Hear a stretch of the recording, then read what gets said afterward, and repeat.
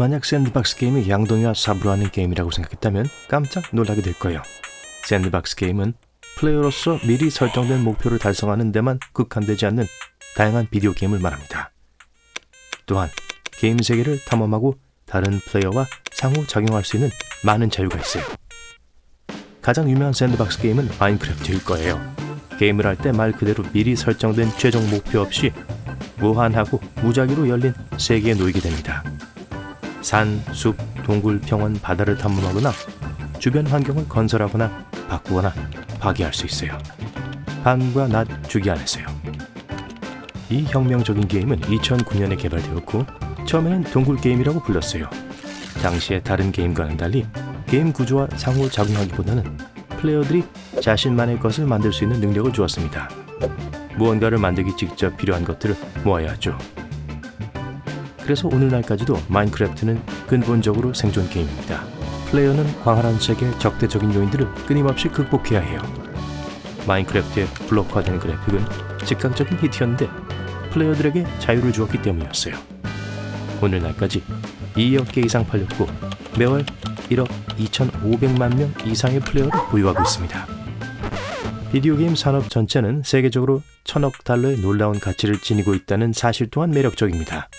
숫자를 좀 더 살펴본다면 미국 가정의 약 3분의 2가 비디오 게임과 정기적으로 상호작용하는 적어도 한 명의 구성원을 가지고 있어요. 요즘에는 휴대폰에서 PC, 아케이드 시스템에 이르기까지 선택할 수 있는 플랫폼이 다양합니다. 컴퓨터 기술에 관한 한 비디오 게임 산업이 선두를 달리는 것은 놀랄 일이 아니에요. 하지만 이 모든 것이 어디서 시작됐을까요? 어떤 사람들은 1952년 한 영국 교수가 대학 논문을 위해 틱택토와 비슷한 게임인 OXO를 개발했을 때라고 말합니다.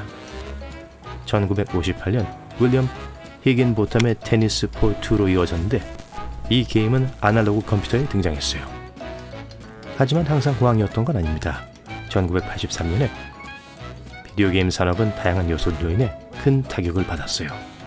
게임기 시장이 포화 상태가 됐고 솔직히 말해서 그 당시 비디오 게임은 꽤 질이 낮아졌어요.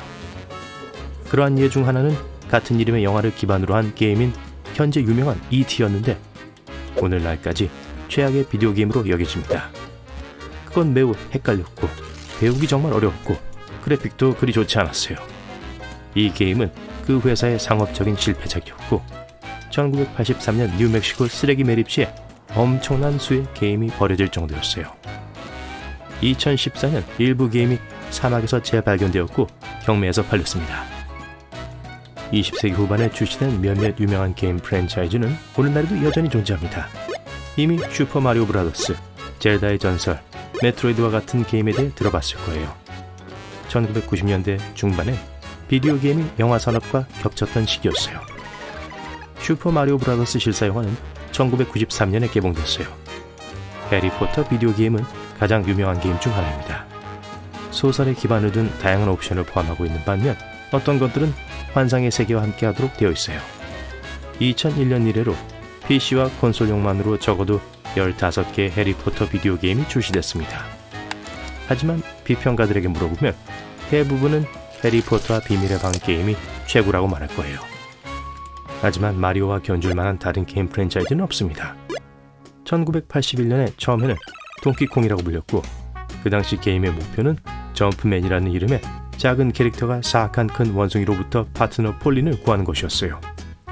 이 기발한 캐릭터는 빨간 멜빵 바지와 빨간 모자로 인기를 끌었지만 어떻게 마리오라는 이름을 갖게 됐을까요? 게임의 창조자 중 하나는 같은 사무실에서 일하던 한 사람이 점프맨과 비슷하게 생겼다고 생각했고 그의 이름이 마리오였다고 합니다. 비디오 게임이 대부분 아이들을 위한 것이라고 생각했다면 다시 한번 놀랄 거예요. 2022년 한 보고서는 미국인의 약 3분의 2가 정기적으로 게임을 한다고 합니다. 약 2억 1,500만 명 이상의 사람들이죠. 하지만 그게 다가 아니에요. 그 사람들 중 75%는 18세 이상이에요. 더욱 놀라운 것은 오늘날 비디오 게임 플레이어의 평균 나이가 33살이라는 겁니다. 비디오 게임에 무엇이 그렇게 흥미롭길래 심지어 어른까지도 매료시킨 걸까요? 답은 그렇게 간단하지 않습니다. 왜냐하면 게임의 종류와 심지어 개인의 성격에 달려있기 때문이에요. 하지만 대부분의 사람들은 가끔 게임기를 손에 드는 이유는 즐거움을 가져다주고 정신적 자극을 제공하고 일상생활에서 오는 스트레스를 해소해주기 때문이라고 말합니다. 또 다른 흥미로운 이유는 비디오 게임이 우리를 하나로 연결해준다는 사실이에요. 예를 들면 2020년 65%의 플레이어가 다른 사람들과 상호작용하는 데 도움이 되는 게임만 즐긴다고 했어요. 그 숫자는 2021년에 77%로 치솟았고 2022년에는 83%로 증가했어요. 비디오 게임은 우리가 다른 사람들과 더 많이 교류할 수 있도록 도와주고 거리에 상관없이 친구나 가족과 연결되도록 해줍니다. 어떤 성인들은 심지어 게임을 하는 것이 실생활의 능력을 향상하는 데 도움을 주었다고 합니다. 문제 해결 기술, 비판적 사고, 그리고 압박과 마감 시간 아래서 일하는 능력이 포함돼요. 게임을 하는 것은 또한 안정감과 목적의식을 줄 수 있습니다. 쉽게 예측할 수 있는 특정한 규칙과 구속이 있는 기계로 게임을 해요. 규칙대로 하면 이길 수 있죠. 쉽고 마음이 놓여요. 놀랍게도 심지어 외과 의사들도 정기적으로 비디오 게임을 함으로써 혜택을 얻을 수 있습니다. 연구에 따르면 때때로 비디오 게임을 즐기는 외과 의사들은 37% 더 실수를 적게 하고 27% 더 빠르다고 해요. 게임 산업은 또한 최근에 주요 관중 스포츠가 되었습니다. 이 스포츠라고 불리고 지난 몇 년 동안 슈퍼볼이나 심지어 NBA 결승전보다 더 많은 시청자들을 모았어요. 프로게이머들은 정말 어린 경우도 있어요. 다양한 소식통에 따르면 심지어 7살의 프로게이머도 있었다고 해요. 우주에서 비디오 게임을 한다고요? 물론이죠. 1993년 테트리스 게임은 대기권 밖에서 즐긴 최초의 게임이었어요. 가장 긴 비디오 게임 세션은 놀랍게도 138시간 동안 지속되었고 2015년에 있었습니다. 7월 11일부터 17일까지 캐리 스위데키는 저스트 댄스라는 게임을 했고 모든 기록을 깨트렸어요. 마인크래프트의 표면적이 무제한이라고 한 거 기억하세요? 그것은 측정 가능한 것으로 밝혀졌는데 지구의 표면보다 훨씬 더 큰 것으로 추정됩니다.